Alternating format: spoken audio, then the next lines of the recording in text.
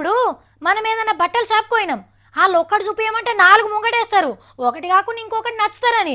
Madam madam ఇది కొత్త design madam చూడండి, గిదైతే పలానా సినిమాలో హీరోయిన్ వేసుకుంది, ఇది ఇప్పుడు స్టైల్ మేడం, అందరు ఇదే కొనుక్కుంటారు అని చెప్తూనే ఉంటారు. అయ్యో మాకు ఇవేం నచ్చలేమంటే, ఇంకొన్ని ఉన్నాయి మేడం అని ఇంకో తాంచెలు కొన్ని తెచ్చి చూపిస్తారు. కానీ ఒక తాన బట్టల షాప్ తెరిచే ఉన్నది, బట్టలు చూపించమంటే మేము అమ్మం అని అంటుర్రట. అరే రేట్ ఎక్కువైనా కొంటాం బై అని అన్నా కానీ బట్టలు లేవేం లేవు, ముందుగా ఇడికెంచి నడువుండ్రి అని గెలుముతున్నారట షాప్ ఓనరు. ఇదేంద్రో చిత్రంగా ఉంది అని అనిపిస్తున్నదిలే. మరి వాళ్ళు అట్లా ఎందుకు అన్నారో ఇప్పుడు చూడండి. గీ అన్న కొత్త పంజాబీ డ్రెస్ నిప్పి చూస్తుండు, అట్ట బయటికి వెళ్ళింది. ఆగో బట్టలు ఇడిచిపెట్టి అట్ట పట్టుకున్నవేందన్నా?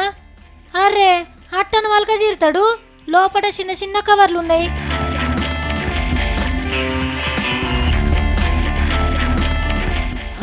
మొత్తం కూడా వీకెండు ఏదో ఒక టిప్పి చూపి అన్న అందులేమున్నాయో.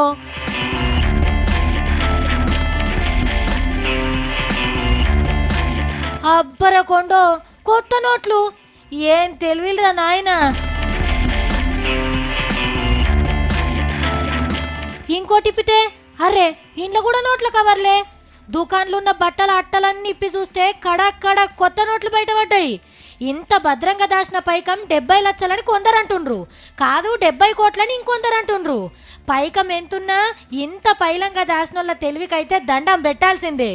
గుజరాత్ రాష్ట్రం సూరత్ పట్నంలో ఒక బట్టల షాప్ నిండా కొత్త నోట్లను దొరికించుకుంటారు ఇన్కమ్ ట్యాక్స్ వాళ్ళు.